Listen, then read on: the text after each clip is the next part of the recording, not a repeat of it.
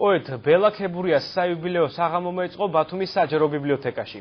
საღამოს პოეტის მეგობრები, კოლეგები და მისი შემოქმედების თაყვანისმცემლები ესწრებოდნენ.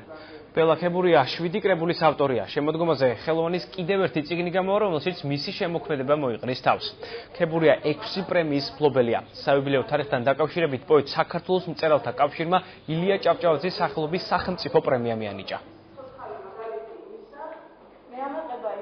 ნებისმიერი საიუბილეო თარიღი ამაღელვებელია საერთოდ დაბადების დღე, მაგრამ როდესაც 55 წლის ხდები და შენი ქალაქი გეფერება, გიკეთებს ამ თარიღს და საზეიმოდ აღინიშნავს, ეს ძალიან ძვირფასი რამ არის ჩემთვის. ბელა ქებურია არის სულით პოეტი, ნამდვილი პოეტი.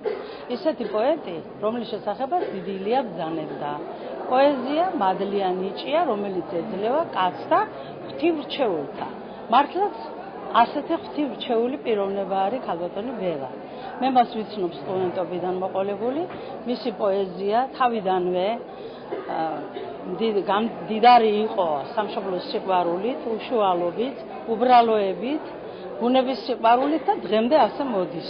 ქალბატონი ბელა ბრძანდება არა მარტო მხოლოდ გამორჩეული პოეტი, ქალბატონი, ასევე ნამდვილად გამორჩეული მოქალაქე, რომელიც ასაც ბიბლიოთეკის საქმიანობაში ბევრი მნიშვნელოვანი დადებითი წვლილი მიუძღვის.